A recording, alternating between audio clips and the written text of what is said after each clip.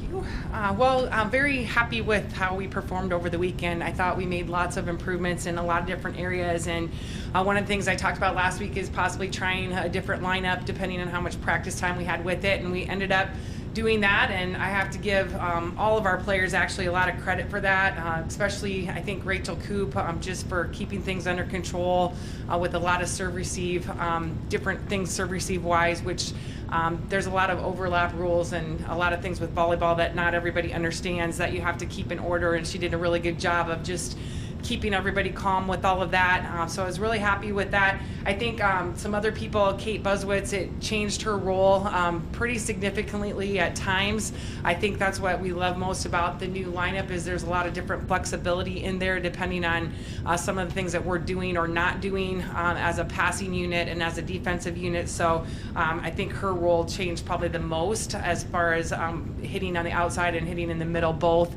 So really proud of her too. I think some of the strengths that we had this weekend, we continue to do well serving. I think this weekend we probably had a few more errors than we'd like to see, so that's kind of the fine line between trying to toughen up that area of our game and just having a few more errors than we'd like to see. So I'd like to get a little bit more consistency with that. I thought our hitting percentages for a lot of individuals was really good. Emily Holterhaus hit over 400 all three matches, which is huge.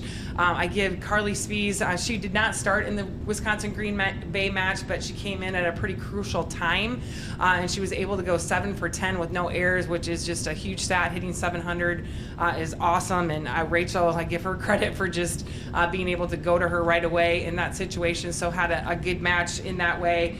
I think the other things, we're doing a little bit better job of bettering the ball, but our decision making with our attacks needs to be a little bit better. So I talk about attack errors. We'd like to keep it 4 to 5 a set. There's times where 7, 8, 10. We had, I think, one time 12. So really part of that is bettering the ball, but part of that is also the decisions that our kids are making as well. So would like to see that area to improve a little bit. Carly, again, led in kills this week. Again, I mentioned Kate, and I also like to mention Inga and Kaylissa did a really good job in different areas as well. So it just really was a huge team effort, and a lineup change like that doesn't work without everybody buying in and being willing to do it. So just kudos to all of our kids, especially on the offensive side. And then the other area that I thought we did, it felt more like us, was defensively. I thought we did a really good job of getting touches and fighting hard on defense. A big part of that was Abby Stack. She had a great weekend in terms of number of kills, and also I thought had a good passing weekend. But when you want to be a gritty defensive team, it really takes everybody, and not just those kids in the backcourt, but everybody being a part of the defense. So I was really happy to see our ability to do that this weekend to a level that I feel that we're very capable of doing, match in and match out. Would like to say the Marquette match was probably, Marquette's number 8th, I believe, in the country. It was probably some of the best volleyball that we've played in that match, and then one set was probably the worst volleyball we've ever played this year. But for 3 sets, our kids just battled hard, did a lot of things well. I think moved on from mistakes very well. I think those of you that saw the match at all, we lost by 2 points in the 3rd set on a call that I think our kids and even maybe our staff thought was a little bit questionable. We had a really super long rally and had a double call at the end to end that set, and it was kind of like it took the wind out of our sails and we never really recovered, and that can't happen. We can't allow that kind of thing to happen. But they started with one of their best servers in the 4th set and really got us out of sync, and I think the ending score was maybe 25-6, which we have to find ways to be better than that in that situation, especially when we had such an amazing first 3 sets. It was a lot of fun, and our kids played really hard. So we got to find ways to move on better, but again, just a great weekend. Hard to believe we have made it through that part of our season. It has been quite the preseason in terms of just how much it's taken out of us mentally, physically, emotionally, but it's kind of like it's now a new time of the season, a new phase heading into conference, so really a great opportunity for us to rejuvenate and be ready for something new and different. I look at the conference season, though, as definitely a grind in a different way. It's a time of year where you definitely have to show up, be focused, be disciplined, match in and match out. We start off with Evansville and Indiana State at home, which we're really excited to be back at home again. It feels like forever. And two teams that have been doing some good things. Evansville, I think, is 9-2 right now and just came off of a 3-0 weekend.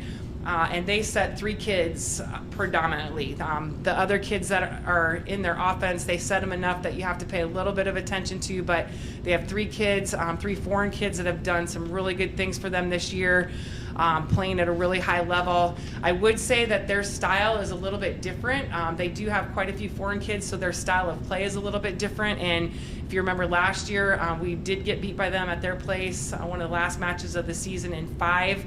They have a lot of the same kids back. So we have to do a good job of adjusting to that style of ball and also trying to slow down the 3 that they set a lot.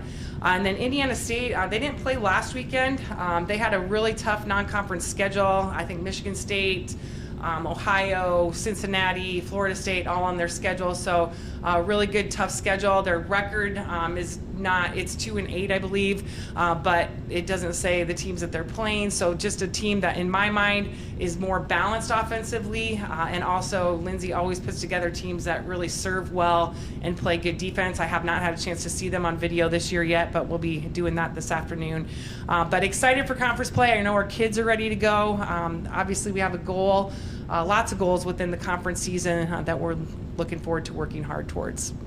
Any questions? Yeah, what did you change within your lineup? We did what's called the 3 middle system. So basically, instead of have lefts opposite each other and middles opposite each other and the right side opposite the setter, we went into more of a 3 middle system. So we line up our 3 middles every other one. And I say 3 middles, but I feel like we have people that can play any position. So when you have that, that's a good time to run that kind of offense. So in any given rotation, we can have somebody playing left, but the next time we come around, they could be playing right or middle. So it just allows for a lot of flexibility with what you can do offensively. It allows you to do a lot of matchup blockings defensively. So I think just being able to try it helped a lot to see that we're capable of doing it. And then all the fun with being able to have an offense and a defense like that comes after that, because it does take a little bit, like serve receive wise. For example, Kate is usually a middle for us. We moved her, she was playing left 2 of the rotations because we weren't passing extremely well against Marquette, and we felt we needed to get her the ball more, so we were able to move her around in different positions and different areas along the net. So it just it's a lot of fun, but you have to have the right personnel to do it. And I think that by the way we perform this weekend, I do think it's a definite possibility for us to continue with it. I do think, JJ, when she's healthy, needs to find a way to be a part of that, and how we do that, who knows. So, but we've had some really, I feel like this year we're a lot deeper than we've been in terms of people that can really come off the bench and have significant impact. I mean, they're coming off in situations where it's really tight. And there's been years where people are struggling and we're just like, okay, struggle through it, get through it. So like the flexibility with that as well because of that lineup. What kind of impacts, if any, do you see with the conference moving from a lot of 7 p.m. local times to now this 6 p.m. Friday, 5 p.m. Saturday schedule? Yeah, I'm the only one that voted not for that of our conference schools. That was definitely initiated by the coaches meeting, and there's been some people that have come in from other conferences that felt like that was a really good way to do it. And I guess the positives are, you get to the places earlier, you get to get home earlier, so there's some student athlete welfare things that I think it's a real benefit. I just hope that our crowd is still willing to come out at 6 o'clock on a Friday and 5 o'clock on a Saturday. I know there's challenges with that in the state of Iowa just because of all the things that are going on the weekends in those days, but hopefully we get enough people that are able to and can still come out. So I think it's definitely a trial and error this year and see how it works. How big is this week for practice, knowing that you have all this time until Friday, whereas next week the schedule's a little more condensed and crazy? Yeah, it's huge. However, I think today is still up in question. As coaches, we're ready to go. We have a full practice plan ahead, and then, we hear from our trainer some different things that, maybe it's not a full practice day that we had in mind. We have to even though we do have less matches at the end of this week, we do have to think about what our kids have been through up until this point. So, but we definitely will have 2 full days and probably a couple half days of practice in there, and just really looking forward to diving into this lineup and being able to practice it a little bit better and practice it a little bit different. And then we also have not done a lot of individual training. I can't remember, the preseason was probably the last time we actually worked on specific hitter-setter training and specific blocking training. So we'll get some opportunities to do some of those kinds of things to fine-tune those areas as well. After playing this tough non-conference schedule, where do you think your team is at mentally and physically going into the conference? I think we're definitely tired in some ways, but I think we're also extremely motivated. We've had a lot of conversations. I think the one thing, you learn a lot about yourself through this process, and I think you learn more about yourself when you're not coming out on the win side of things. I think you dig a little bit deeper into some things, and sometimes maybe even too deep, in my opinion. You try to find reasons for everything that's happening, and but I think that we're at a really healthy point, especially I would say because we played really well in some of our best volleyball this weekend. I think that helped, because I think our kids can see the growth that we've made throughout this long process, and have been challenged in a lot of different ways by a lot of different types of teams. So I think they feel confident going into the conference, because it will be the same way. We're going to see a lot of different teams and a lot of different types of volleyball. So I feel they've gotten a lot of confidence in their ability to adjust to those kinds of things, and have seen the ability to work through some of that without a lot of practice. I would put that in there. I think, I hope they're excited to be on the practice court and get to work on some of the things that we talk about day in and day out. How would you assess the conference as a whole now that non-conference play is kind of concluded and you're into the league portion of the schedule? Where are teams kind of sitting there, and who do you look at as the toughest challenges?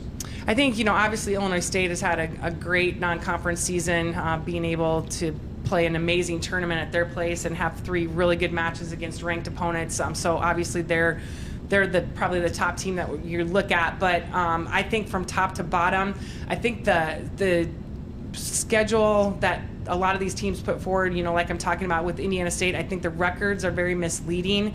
It's probably not one of the best records of our conference as far as non-conference matches go heading into the conference season. But I think a lot of people this year really beefed up their schedule, so I think that is really misleading. And to be honest, we have not done a lot of looking at our conference schools. We see the scores and the stats and all that, but I don't really get a lot of information from that.